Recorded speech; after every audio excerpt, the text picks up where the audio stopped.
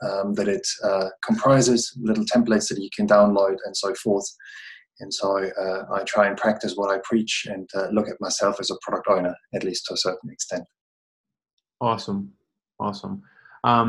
Just before we kick off the presentation, Roman, let me try to give a bit of logistic to all the people on the webinar. So we have collected before the webinar a series of questions that people have been submitted. Roman will try to reply to those questions. But at the same time, if you have any question that popped out into your mind, guys, just put it on the chat box. I'll also be collecting them, and then we will try to respond them as we move along to the webinar. So without further ado, Roman, if you wanted to take it away from here, that's all yours. Cool, lovely, thank you. So I'm planning to talk for about, we'll see how it goes, 35 to 40 minutes. But I'll stop in between and see if there are any questions in the chat box, and take a look at the questions that you guys have kindly come up with beforehand and see how many we've answered, and then hopefully we'll have enough time at the end for some more Q&A. So yes, product owner role. The product owner role has been around for quite some time, since the mid to late 1990s. So about 20 years, but still I feel there's a lot of confusion and some misunderstandings what the role is all about. So I'm hoping to maybe provide a little bit more clarity or deepen your understanding about this specific role. And the four things that I'd like to do, the first one is in a way put the product owner role in context and give you an overview and share my understanding of what the role is all about. And then talk about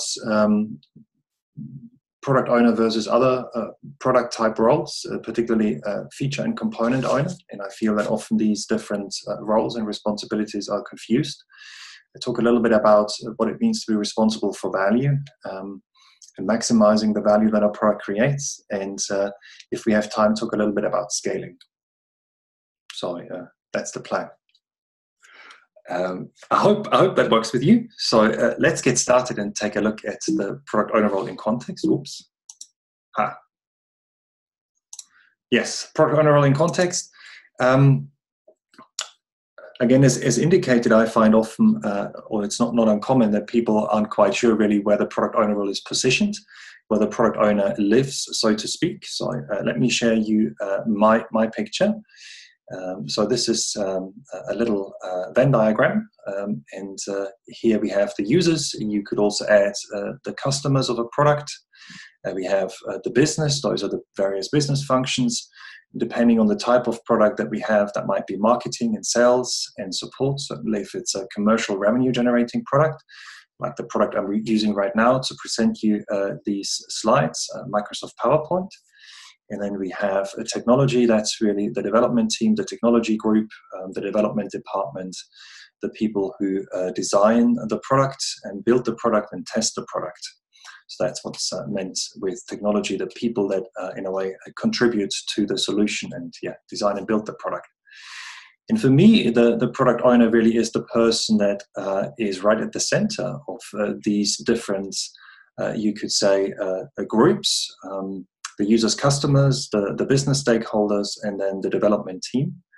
So for me, it's desirable that product owners have regular contact with end users or whoever the users are. I mean, end users in a sense of if you have a product like, again, Microsoft PowerPoint, or if you manage a web app or mobile app, so something that consumers, people interact with. And I think it's very important to have regular access to those individuals and be able to interact with them and talk to them, interview them, and observe how they use your product in the wild. And the same is true if you have, say, a B2B product that is more like a platform and integrates with other products. Again, I feel it's very important that you understand the users so you can empathize with them, you can really understand their needs, you can get some qualitative feedback and understand their perspectives, understand what works for them and maybe doesn't work for them. Yeah. Equally, I feel that product people, product owners are responsible for collaborating with the stakeholders and pulling the stakeholders into the product, in a way, development effort. And as you probably know from Scrum anyway, Scrum puts a lot of emphasis on a close collaboration between the product owner and the development team, and avoiding any potential gap between those roles. So it's a very networked role. Some people refer to the product owner as the glue, the person who sort of brings all those different groups of people together and leverages their ideas, their needs, their interests in order then to come up with a hopefully successful product. Yes, so product owner is not, in my mind, an internally facing role. It's a role that looks into the company, interacts with business stakeholders and technology, but also is outward facing, has direct contact with users and customers, hopefully, at least. Yeah, and this little diagram is based on Martin Eriksson's definition of what product management is or might be. So along the lines just sketched, I find that it's not uncommon that product owners have a little bit too much of an inward focused, and are maybe sometimes drawn a little bit too much towards the development team, and in a way support the development team too much. And while that is usually very well intended, I feel that often that puts unnecessary strain, or too much strain and work on the product owner, and makes it very difficult to exercise the right leadership. So this is what this slide talks about. Here we have the holy trinity of product owner, development team, and Scrum Master in Scrum. And of course, the product owner role is a role that is part of the Scrum framework and emerged in Scrum.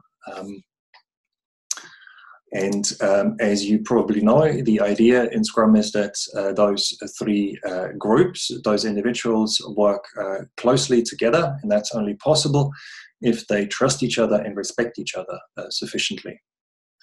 So as the product owner, you'd like to establish a close and warm-hearted, respectful relationship with the development team and the Scrum Master, and always directly interact with those individuals. But again, as indicated, the danger with the close collaboration with the development team is that sometimes product owners get drawn too much into the work of the development team. And I feel it's important to be clear that as the product owner, you should exercise product leadership. And that means you should own and actively manage and progress the vision and the product strategy and the product roadmap. So vision is the overall purpose of the product, the overall goal, the ultimate purpose of the product, the reason for being. And product strategy is the path that you've chosen to realize that overarching vision. And product roadmap then tells you in more detail how you're going to execute your product strategy and connect to the product backlog. That's at least my definition. That's at least how I like to play it. What else? Product backlog prioritization, yes, and stakeholder management.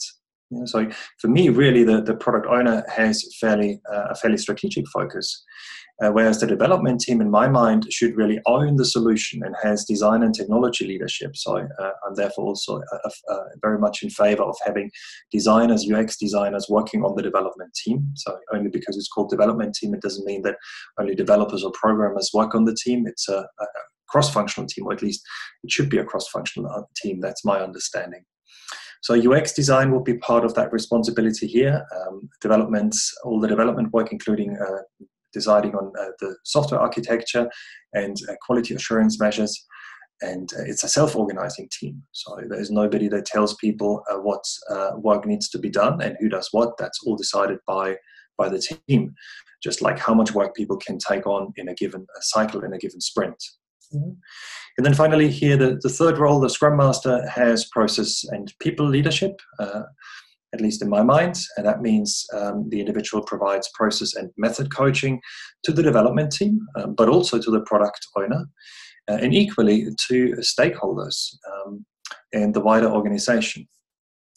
Is responsible to help people collaborate, So I wrote down a collaboration catalyst. So I help the development team members work together, but also help the product owner and the development team work together, for instance, by preparing and running retrospectives, sprint retrospectives. And is an organizational change agent. So somebody who tackles necessary organizational development and change measures that may well be necessary. And that might be adjusting roles and responsibilities or career path or development plans or employee selection criteria and similar measures. So again, I feel it's very important when you play the product owner role that you're clear on what is your core responsibility, what type of leadership should you exercise. And it's really about the product. It's really about setting the direction for the product. And it's really creating a context so the development team can understand who are the users, why would they want to use the product, and what is the value that the product should generate for the business, rather than necessarily spending most of your time detailing user stories, writing user stories, and becoming like a product backlog scribe, a product backlog manager, or possibly covering the Scrum Master. I mean, it's perfectly okay if you don't have a Scrum Master, or if your Scrum Master is not very effective to help out for a short period of time. But you shouldn't really play the product owner and Scrum Master role on a continued basis. That's very, very tricky, and it's likely to lead to you neglecting some of your core product responsibilities or simply getting overworked. And I don't think either is desirable. So again, I think as much as you want that collaboration, as much as you want the togetherness, it's equally important to be clear on what is your core focus, what kind of leadership should you provide, and what are your core responsibilities. So that was a sort of, I don't know, was it a brief introduction? Hopefully not a too long and painful one. No. Are there any questions so far?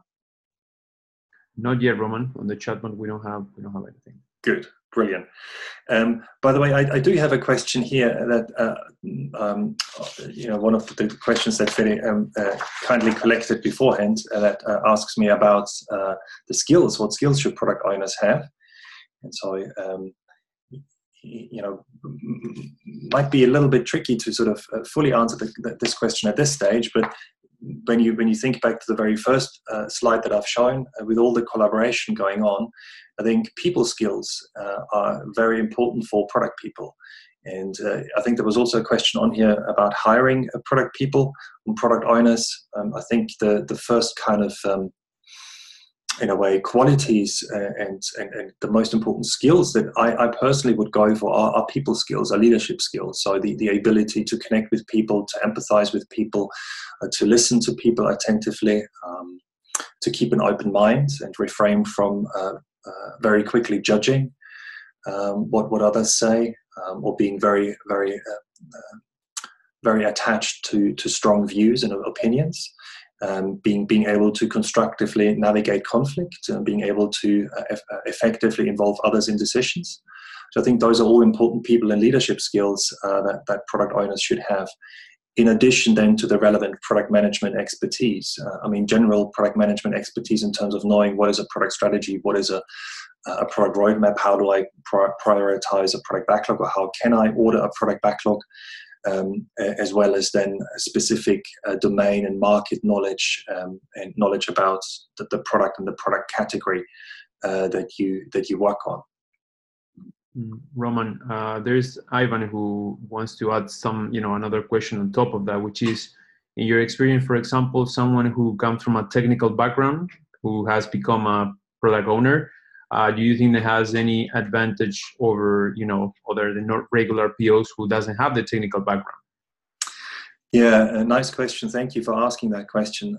It's not an uncommon one, and it's difficult to answer. I think it very much depends on what type of product you look after. So a while back, a few years back, I was working with Electronic Arts, and I was working with the group that built one of the big physics engines that are used in some of the major Electronic Arts games.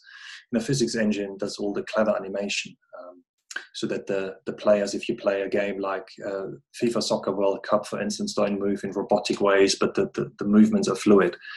Now, such a physics engine really is a component, but it was managed rightly in my mind as a product in its own right. And so the overall product owner of that fairly complex piece of software was a former developer. And that was, I think, the right decision because the individual had to talk to the other teams, the games development teams, other developers, about the type of functionality, the type of the interfaces that were needed and the interface changes that were needed. So what I'm trying to say is if you have a technical product that integrates with other products, then yes, you will need strong technical skills. But if you look after an end user, consumer-facing product, often those strong technical skills aren't required. They might be beneficial because it's easier for you to understand the perspectives and the needs and maybe some of the issues, the struggles, the challenges that the development team goes through. Having said that, sometimes, and that's certainly something I've seen, product owners, can still be attached to all their technical knowledge. That they put too much emphasis on it and don't allow the team to fully own the solution. So you may well disagree with this, and that's perfectly okay. But in my mind, the ideal development team in an agile Scrum-based setting is a team that can fully own the solution and can figure out the detailed design and detailed functionality. And the product owner then only has to provide enough guidance in order to keep the product on track. But it's a little bit like, I feel that sometimes product owners treat their teams as if they were classically trained musicians and they need highly annotated music scores, otherwise they can't play.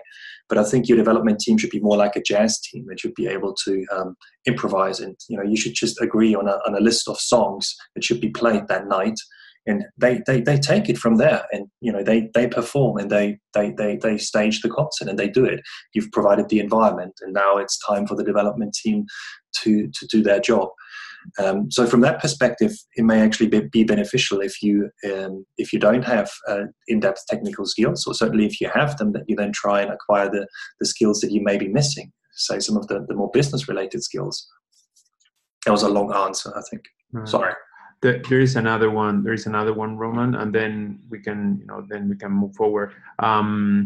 Juan says, in this introduction, it looks like the design and tech leadership are not involved in product design and prioritization. Do you think that is valuable for tech teams to be involved in product decisions? Yes, thank you. A few things here. Good. Yes, thank you. So yeah, that's some shared responsibility. Sorry, guys. Shows you how well I know my own slides.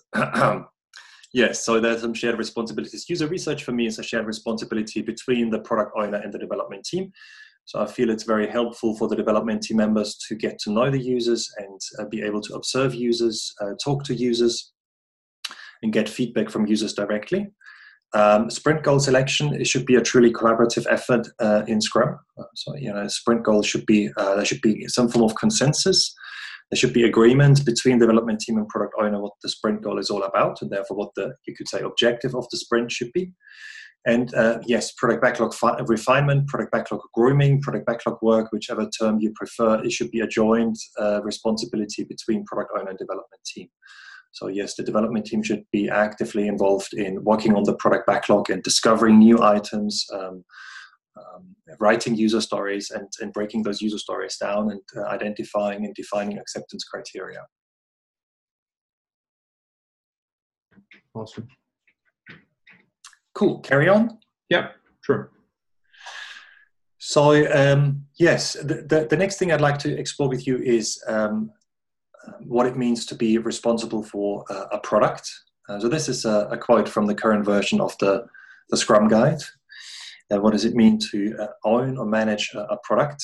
The role is called product owner, but what's a product? It may seem like a very trivial question and quite a theoretical question, but just one example from my work. I think it was a few years ago now, a while ago, I was invited to run a product owner workshop at a company here in the UK at the South Coast, a company that develops and offers geodata-based products. And so I did some, talk to the right people on the phone and, did a little bit of research, and I figured maybe sort of between 5, 6, up to 10 people in the room. And as I turn up, there are over 25 people. And so that surprised me, and I said, well, thank you, everyone. It's nice to see so many people interested in this workshop, but it's a workshop for the product owners. So people were looking at me, nodding, saying like, yeah, we know. And I said, yeah, but surely you can't be all product owners. And the attendee said, oh yes, we are. Oh yes, we are.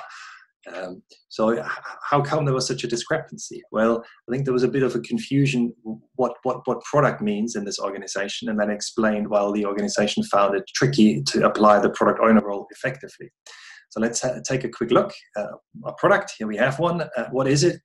For me, a product is a value-creating vehicle. A product must create value, specific value for a set of users, a set of people.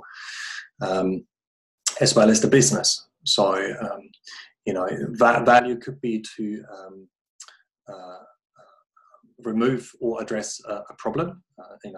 Some of you may have used, say, a mapping product like Google Maps, Apple Maps, at some point in time during the day in order to get from A to B, and that probably would be a problem-solving product. Or value products can create value by offering a benefit. So some of you may have used Twitter or Snapchat or Facebook, or maybe using those products right now. Those were probably benefit-generating products, help you stay in touch with family and friends. So product always has to offer a clear value, measurable value to a group of people. And equally, it has to offer value to the business. And that could be to generate revenue directly, as in the case of Microsoft PowerPoint, part of the Office suite, one of the big cash cows of Microsoft, as far as I know. Or it could be, as in the case of, say, Amazon.com. You have a website that acts as a sales channel and helps a company sell their products or sell products in general and generate revenue. Or it could be, think of a classic IT application, a product that increases productivity and reduces cost. And again, I'd suggest that whatever value a product creates for the business, you have to be able to quantify it. So that's a product for me. Now, there are other bits and bobs that are helpful to understand, other concepts. A feature for me is a product capability if people can interact with. So for instance, search and navigation on the Amazon website would be a feature in my mind. Some people would disagree. Again, that's perfectly fine. But the way I'd like to define a feature, that specific capability, I would classify as a feature. Yeah. And then a component is an architecture building block, and that could be, for instance, your data access layer or your user interface layer if you have some layers, or it could be your database management system or another subsystem or group of services. Yeah. So feature, product, and component.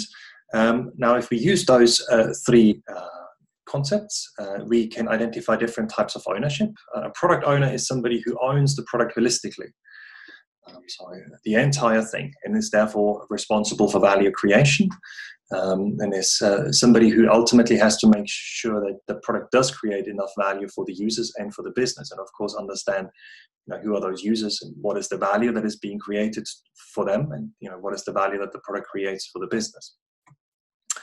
But it may make sense, particularly when you have a larger, more complex product, to then have people who own specific features and have an owner, say, for search and navigation or for the checkout process, that part of the user journey. So that would be then a feature owner, somebody who would work with a product owner but then own and manage one or more features. And sometimes it makes sense to have a component owner. That could be somebody, for instance, who owns and manages, say, the data access layer or a group of services or a platform. You can think of a platform as a larger, more generic form of component that modularizes common functionality, shared assets. Yeah. But again, I'd encourage you to, before you assign the product owner role, that you think about what do we mean by product, how do we define what a product is, because otherwise, as I indicated earlier, you can get the application of the product owner role horribly wrong. So the specific example that I was giving you earlier, most of the product owners weren't product owners, they were component owners. Most of the products that people owned weren't products, but in fact, they were components. Again, ultimately you can say, well, does it really matter? Those are all just words, and you're right. But I think if you sort of mix up those different concepts, then there can be a lot of confusion very quickly. And when you hire in people from the outside, then again, those people may have very different ideas what it means to be a product owner compared to what you've established in your company. Good. I think that was everything I wanted to say about product owner, feature owner, and component owner. In a way, if that's okay, I'd like to move on, unless we've got, do we have a lot of questions at this stage? We have a very, very small question from Danielle. Would you say do features owner and component owners report, between quotes, to the product owner, or they just work together as a team? Yeah, my preference really would be to look at it as a team effort. So I've got a few slides on scaling the product owner role, or product ownership. Maybe those slides will Awesome. will answer the question better. Perfect. Yeah, cool. But thank you for the question. The next thing I wanted to explore with you is what it means to be responsible for the value, or maximizing the value of the product. So what do we mean by value? So nothing that Scrum clearly defines. And I'm not sure that there's one right way to define value in a product context. So I'll give you, in a way, my approach, my suggestion. And in order to define value, I find it helpful to introduce this little structure here. It's called the product vision board. Some of you may or may have not seen it. So ultimately, the structure doesn't really matter that much, but it allows me to illustrate, how I break down value and what I mean by value. So this structure is called product vision board because it encourages you to think about what is the vision of your product. So as I very briefly mentioned earlier, by vision, I mean what is the purpose of the product, what is the positive change that it should bring about, why does it ultimately exist, and then underneath it is what I would call the product strategy, and in that strategy I would define what the value is that my product should create. So the first element here talks about the target group. Those are the users and customers, and the type of market segment that your product should address. And then in terms of the value question, the needs are probably more interesting. So here I would encourage you to clearly state what problem does the product solve. So think back of the example I gave earlier with Apple Maps and Google Maps, or which benefit does it provide? Again, the example was Facebook, Snapchat, Twitter. And again, when it comes to those needs or to those user goals, when it comes to the value that the product creates towards the users, when it comes to the value proposition, be specific. Be specific and say, what's the exact problem that the product solves for the users? What is the specific job? What's the primary job that the product does for the users? So, it's sometimes the case that a product offers more than one benefit or solves more than one problem. That's perfectly okay. But I think when it comes to determining value and what in a way affects the value that the product offers and creates towards the users and customers, it's helpful to focus on the primary problem, the main problem, and the main benefit. So that's the needs will be part of the value. So every product must generate value for a big enough group of people. Otherwise, it's not attractive enough, and it'll be hard to monetize the product, whichever way you choose to do that. And then here on this structure, you're invited to briefly consider what product is it? Is it a web app? Is it a mobile app? Does it comprise both versions, both variants? And particularly, what makes it stand out? And maybe is it feasible to develop it? Which isn't shown on here, but not that important, I guess, in our context. More importantly, are the business goals, or more important are the business goals, and that's the second element of the value creation. So what is the benefit, or what are the benefits that the product should offer to the company? Again, is it about generating revenue, either directly, as in the case of a commercial product, or indirectly, as in case of an enabling product, or is it more a cost-saving, productivity-enhancing product that is used internally in order maybe to automate some business processes? And again, can you quantify the value that the product should create. So you can then use the business goals and you can use the needs to select the right metrics, the right key performance indicators in order to measure if your product is providing enough value, and if you're meeting the user needs, and if you're meeting the business goals. So that's something I find very helpful, and sometimes it's a very useful exercise to take the questions on this board and answer them together with the key stakeholders and the development team members to reflect on and understand if you have the same understanding, if you have the same ideas, or if there are some discrepancies that maybe your stakeholders have different business goals in mind compared to the ones that you're thinking of. And so you can then hopefully address those discrepancies and resolve them. Now, if you find this specific template helpful, you can download it for free from my website. If you don't find it helpful, that's perfectly okay. Just forget about it. That was not, and my intention was not to advertise one of my templates to you, but just sort of show you how you can define value, how you can define the value that your product should create. Now, if that's what value is, if that's what value means, really the value towards the users, the end users and the customers, and towards the business, and ideally you want those business goals be connected either directly or indirectly to the business strategy, then what is really the ownership depth that a product owner should have? Well, in my mind, it should really comprise vision and strategy in addition to the tactics. So for me, the product owner in Scrum is really somebody who owns not only the tactics, the details, the product backlog and the product backlog items, but also owns the product roadmap, also owns the overall approach to meeting the vision, and ultimately also owns the vision of the product. And therefore, the product owner should be actively involved in product discovery. Those activities that are necessary in order to conceive either a brand new product or move your product forward and maybe take it to a new market or market segment, possibly to extend its life cycle or keep it growing, or move it into the growth stage and achieve product market fit. So yes, product owner should be actively involved in product discovery work, and I would suggest the product owner should lead the product discovery work. Sometimes what I find is that product owners look more like the picture here on the right, and have very much a tactical product role. But in my understanding, that's not really what the Scrum product owner role is all about. The Scrum product owner is not a product backlog manager. The Scrum product owner is not a user story writer. The Scrum product owner is somebody who should own the product holistically and is responsible for the value that that product creates. And again, that means that the individual has to actively manage and progress the strategy, that the individual actively has to think about how can I move my product forward? When is it time to invest in discovery activities? When is it time to think about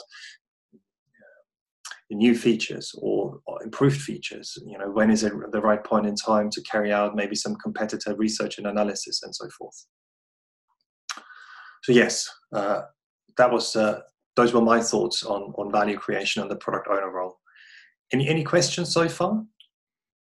There was another one, Roman, but it's related to the previous topic regarding the product vision board. There is another tool that you consider important or you can recommend for the product owners? Yes, I mean, there are quite a few. Potentially, I guess I could recommend a few tools. Generally, I think when you look at this simplified version of Mike Cohen's Planning Onion, it's a very simplified version. You probably want to have be in a position to be able to capture the vision. And my preference to capture a vision is really just to use a slogan. So an example I often like to use is if I was to develop a product that helps people become more aware of maybe what they eat and how much they eat and how healthy it is and what the environmental impact of the food is that they consume, then the vision behind such a product could be healthy eating, or it could also be healthy eating, healthy planet. So that'd be the vision, and I like to keep the vision independent, free of any assumptions about a specific solution, so that you can pivot, as it's called in Lean Startup, so that you can change your strategy and change the solution, change the product, but still stay grounded in your vision. So it's nice to be able to capture that vision. And then equally, I find it's nice to be able to capture the strategy. So you can use the product vision board that I've shown you. You can use the value proposition canvas if you would like to. You can use the lean canvas by Ashmoria. The value proposition canvas was suggested by Alexander Osterwalder. So there are a number of templates out there that do a similar job. Generally speaking, I'd say pick one and try it out and see how it works for you. And if you don't like it, then try another one. Or maybe before you swap templates, reflect on why didn't it work, and is it the template, or is there something else that you may want to change? So pick a template that resonates with you, try it out, and then see how it goes for you. And with the tactics, certainly in an agile Scrum-based context, we're talking about things like product backlog and product backlog tools. And this is not going to be a very popular suggestion, but I'm very much in favor of physical paper-based backlogs that are kept on the wall. That typically reduces your ability to allow a product backlog to become complex. It just becomes too unmanageable too quickly, which I think is a good thing. But awesome. Again, there are many tools out there that people use, from Jira to Trello to all sorts of tools. Similar with product roadmap tools, I like to keep product roadmaps as part here of that strategy part of the onion, very, very simple, and use paper-based roadmaps. Maybe a simple spreadsheet, but some people, they like to have a strong preference for using commercial roadmap tools like Aha and Roadmonk and others. So.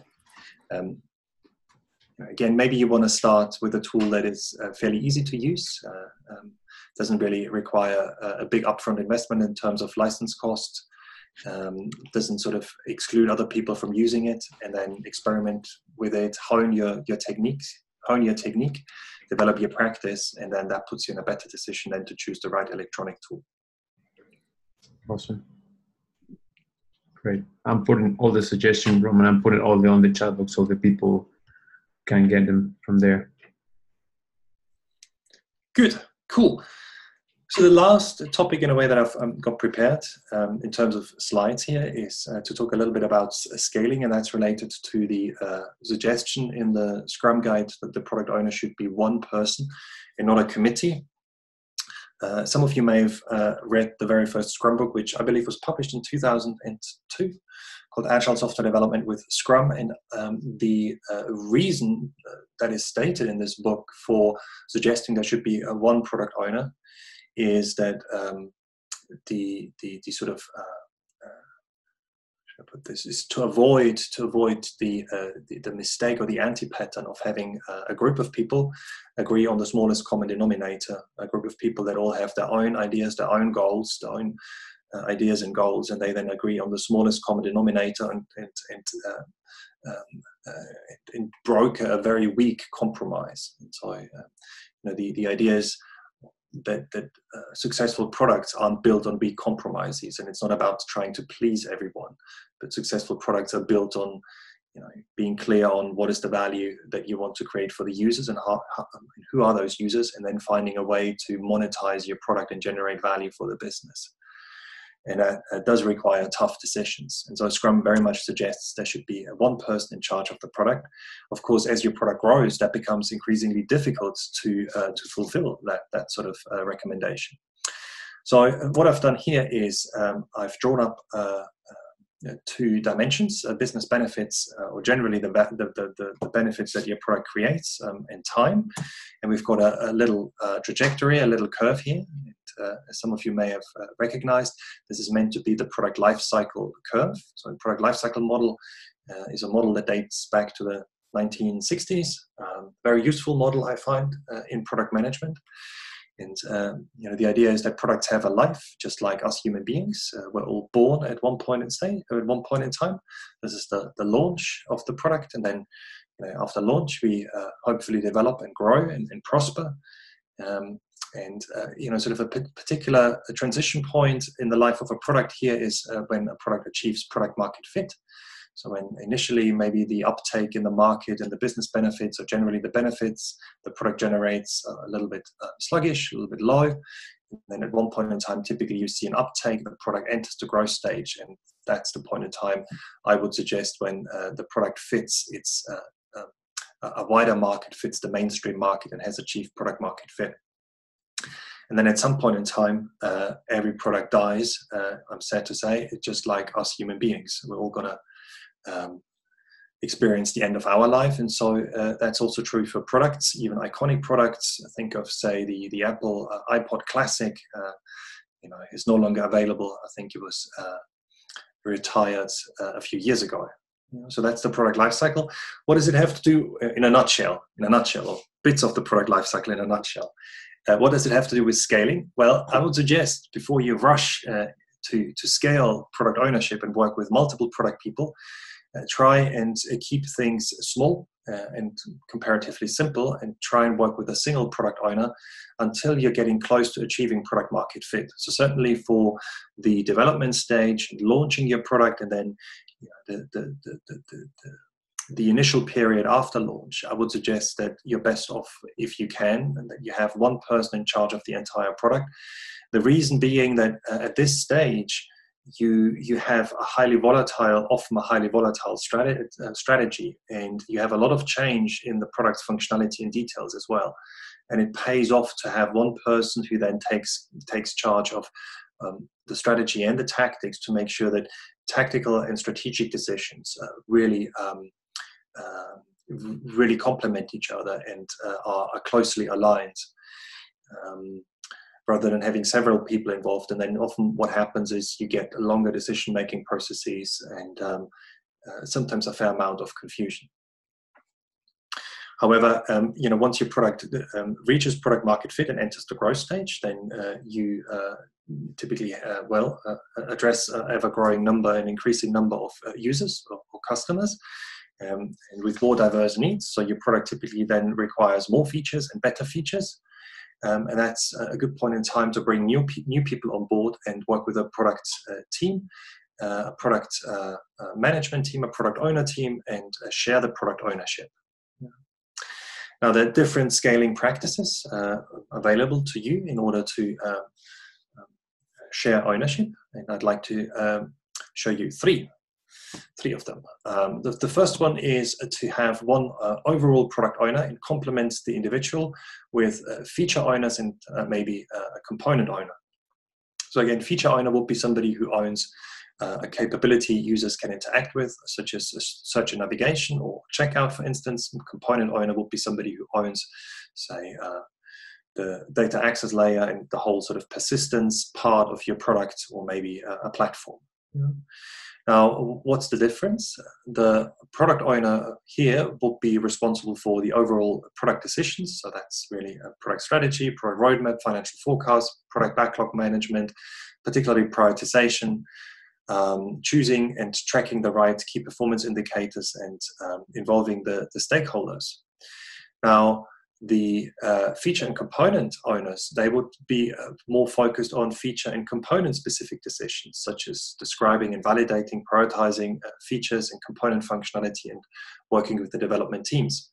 However, those individuals should also be involved in product strategy, product roadmap, and overall product backlog prioritization discussions.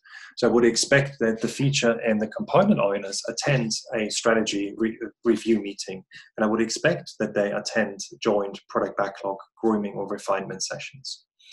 So while a specialization is happening here, this is still very much shared. It's very much a collaborative approach, and so it should be the decision making. So, product decisions should be made collaboratively amongst all the product people involved here. However, there is a hierarchy. That means if no consensus can be achieved, or no form of agreement can be achieved within a reasonable period of time, then the product owner will be the default decision maker, as it's the case in Scrum, in order to allow the process to move forward and allow you to experiment with an idea, collect some data, and therefore do some validation and see where you want to take your product, rather than being locked in arguments for days or weeks and not being able to move left, right, forwards, backwards. So that's the first option. Product owner and feature owners, maybe complemented by a component owner.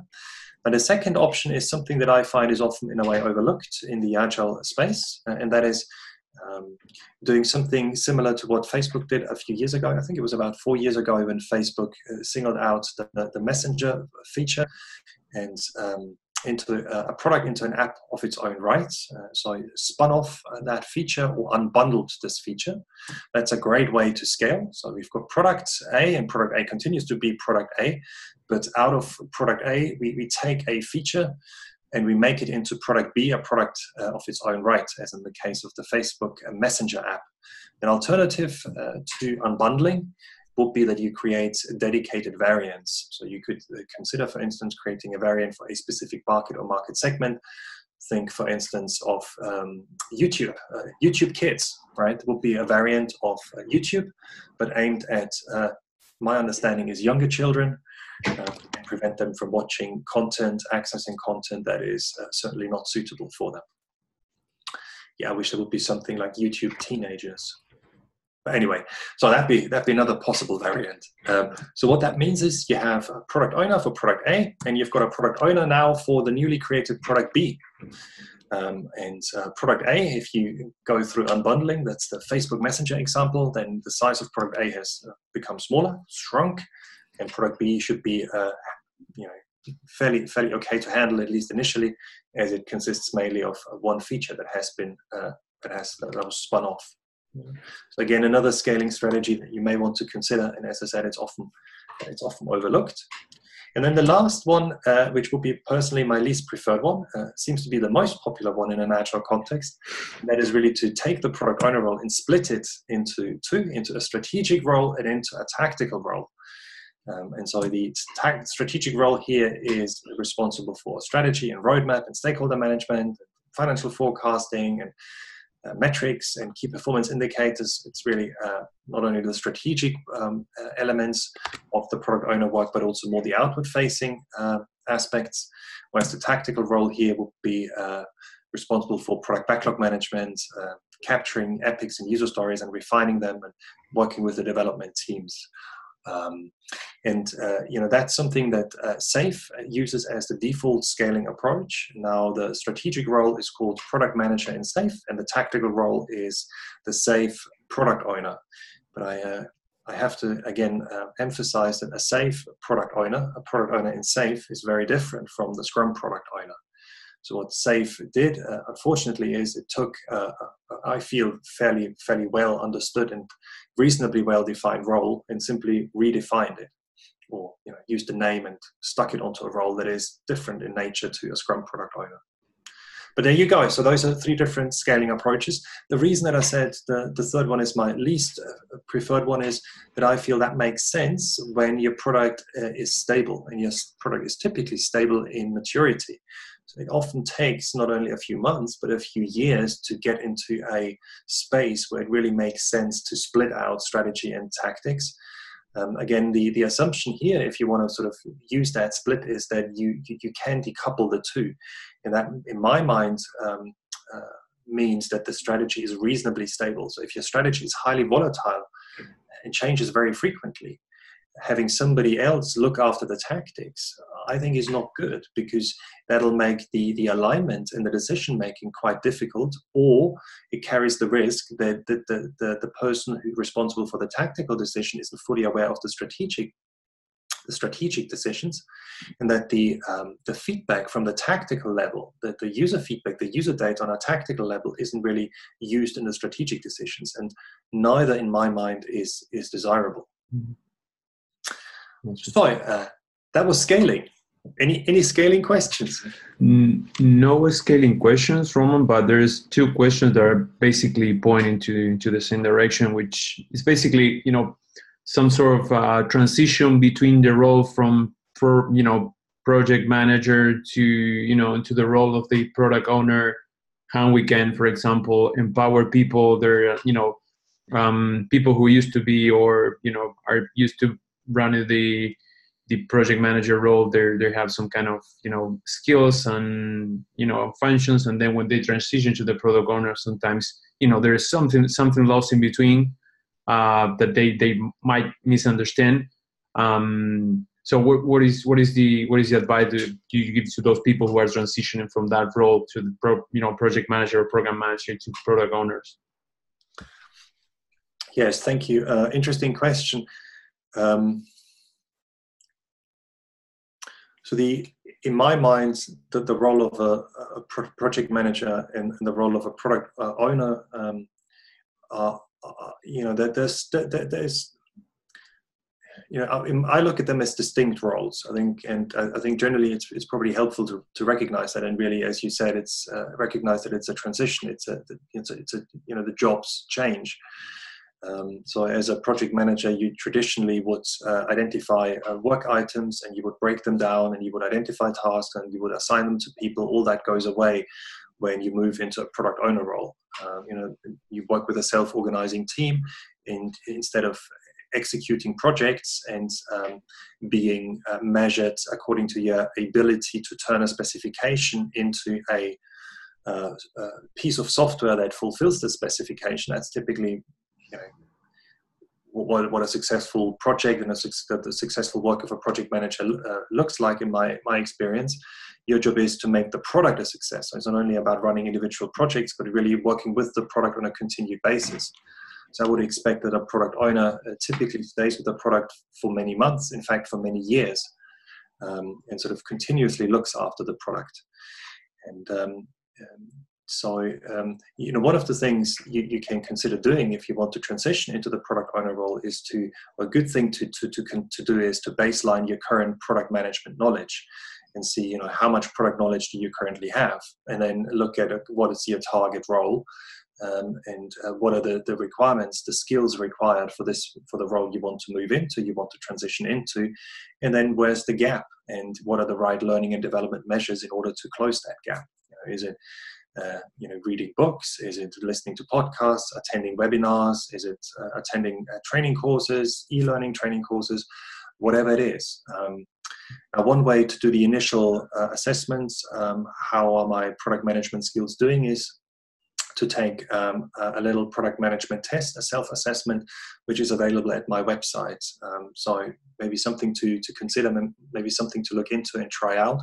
It's not rocket science, but it gives you an initial baseline, a starting point to see where you've got some weaknesses and some strength in your product management knowledge. Yeah. So basically, just to try to wrap up the answer is basically, you need to be prepared for that. And though they should be prepared, know where you are really at right now, and then try to develop the skills that are required to perform that role. That's right. And I don't want to I don't want to make things sound inaccessible and more difficult than what they are. But I think sometimes the work of product people is misunderstood and underrated. I do think that product management is a fascinating discipline, but I also think it's a very complex and multifaceted discipline. There is a lot to it. So to become a really competent product person, that's really something that typically takes months, in most cases years. I still have areas in my product management knowledge that I need to deepen, and I probably still have little gaps in my product management knowledge. And I've been a practicing product person now in different roles for probably over 15 years. So maybe I'm just a slow learner. But it takes a while. So don't put yourself under pressure, and at the same time don't think that this is something easy, that you attend a single course and then you're done. A single course can be brilliant just to get you started and kickstart your education, but I would look at this as a learning journey and as a continued learning journey. Right. So there is one question that just came along regarding the scaling. What if there are specific features, capabilities working for different products? Does it make sense, or should be completely isolated by product? Right. So if you have capabilities or features that are reused in different products, then I would consider those features, those capabilities, part of a reusable set of assets. And one way to deal with them is to bundle them in some form of a platform, and consider having somebody who is responsible for looking after that platform. So sometimes it makes sense to have a platform owner. Right. Right. But if that's the right thing for you, if you prefer to collaboratively continue to develop those features and then just integrate them into the code of the specific products or apps, it's ultimately your decision. And maybe something to discuss with people from the various development teams. Right. You previously mentioned that the product owner is not a backlog manager, although he has to take care of the backlog. Rodrigo is asking about empowerment that a product owner should have. Do you think that product owner doesn't have the empowerment to make decisions? Do you think that person is still a product owner, or is more like as you said, a backlog manager?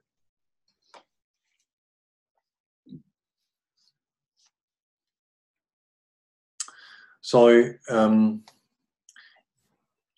think whenever you feel you don't have enough power, you're not empowered enough, then I think it's worthwhile asking what am I lacking, or what prevents me from making those decisions. Sometimes the role of the product owner is misunderstood, and I've certainly seen organizations where project managers and team leads were essentially rebranded as product owners, but nothing else changed. Mm-hmm. So if you're working as a team lead, you're working as a project manager, nothing changes, you're just now called a product owner, then you can't do the product owner job as I described it. I think it's very, very difficult. But if the empowerment is more around being able to lead people, align people, guide people, bring people on the same page. If you currently feel that stakeholder management is more like herding cats, and that working with the development team is just a pain in the backside, it's just so difficult, then again, reflect on why is that. And so there are then 2 to 3 things that you can do in order to, in a way, increase your power.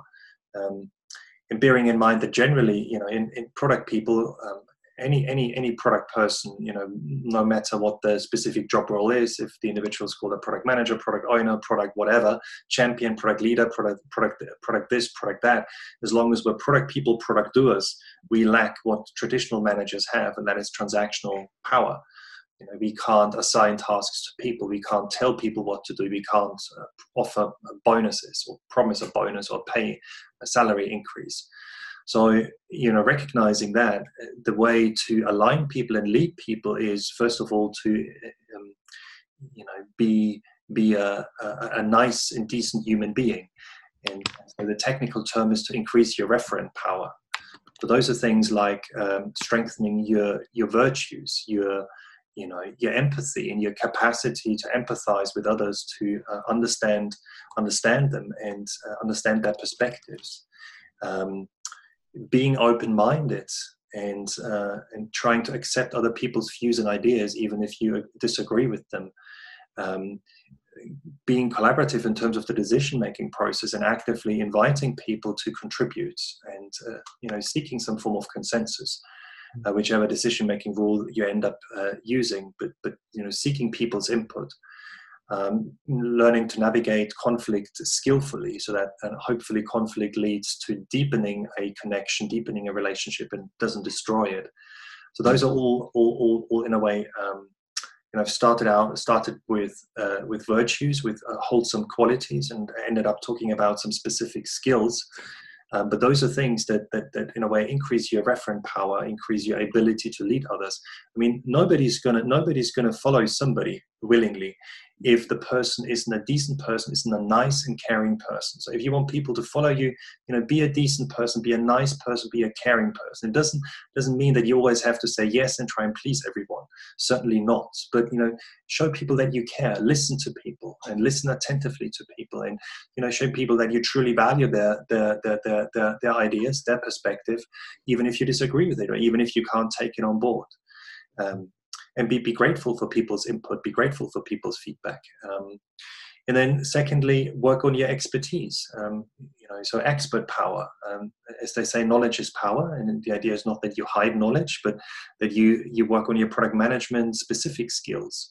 So your general product management skills, things again like, what is a product strategy? What is a product roadmap? What is product discovery? What are some key product discovery activities that I can maybe perform? How do I create a strategy? How do I validate it?